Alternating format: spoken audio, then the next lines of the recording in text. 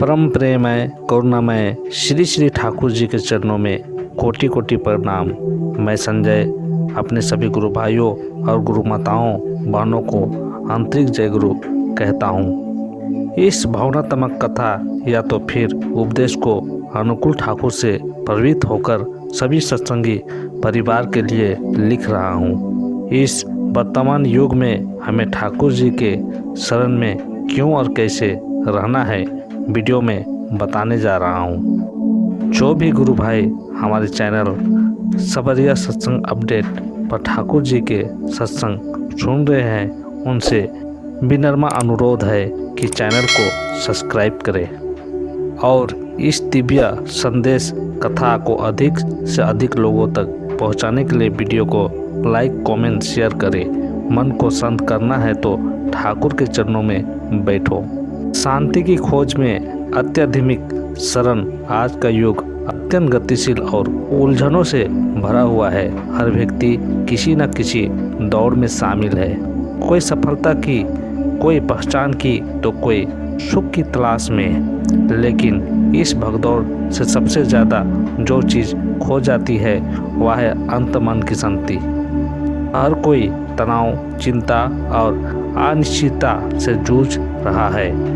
ऐसे समय में यह वाक्य मन को शांत करना हो तो ठाकुर के चरणों में बैठो केवल एक कहावत नहीं बल्कि एक गहरा अनुभव बन जाता है।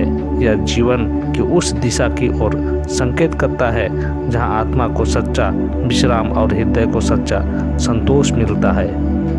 पहला, मन की अशांति। आधुनिक जीवन की वास्तविकता आज की तकनीक उन्नति और सुविधाओं को भरमार होते हुए भी मानसिक शांति एक दुर्लभ वस्तु बन गई है। सुबह से लेकर रात तक व्यक्ति अपने जीवन को सुव्यवस्थित करने की कोशिश में लगा रहता है। करियर, परिवार, सामाजिक छवि और व्यक्तिगत अपेक्षाओं का दबाव उसे भीतर से तोड़ता चला जाता है। सोशल मीडिया की चकचौंध, तुलना की आदत और सफलता के मापदंड मन को बेचैन कर देते हैं। कई बार ऐसा लगता है कि सब कुछ होते हुए भी कोई अधूरापन है, एक खालीपन जो समझ से बाहर है।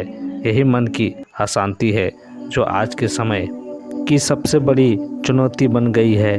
दूसरा, ठाकुर अनुकूल चंद्र जी एक दिव्य आश्रय। श्री ठाकुर अनुकूल चंद्र जी का जीवन और उनके उपदेश ऐसे दिव्य प्रकाश पुंज है जो अंधकारमय मन को दिशा और दर्शन प्रदान करते हैं।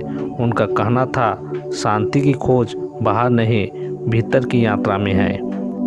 उनका सानिध्य, उनका स्पर्श और उनका नाम, ये सब ऐसे अनुभव है जो हमारे अस्तित्व के भीतर की हलचल को थाम लेते हैं। उनके चरणों में बैठने मात्रा से एक ऐसा सुकून मिलता है जिसे शब्दों में बांधना संभव नहीं है।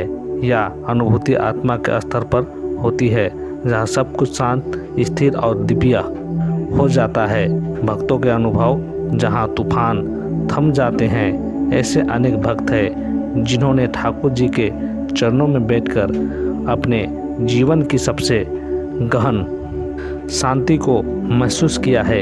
एक भक्त का अनुभव उल्लेखनीय है। जब भी जीवन में उथल पुथल मचती है, मन बेचैन होता है, मैं बस ठाकुर जी की तस्वीर के सामने बैठ जाता हूँ। कुछ देर उनकी आंखों में देखता हूँ और ऐसा लगता है जैसे कोई अदृश्य शक्ति मेरे भीतर उतर आई हो। मन शांत हो जाता है जैसे तूफान रुक गया हो। यह अनुभव केवल कल्पना नहीं बल्कि उन लाख लोगों की सच्चाई है जिन्होंने ठाकुर जी को अपने जीवन का आधार बनाया है। चौथा, ध्यान और नाम जप।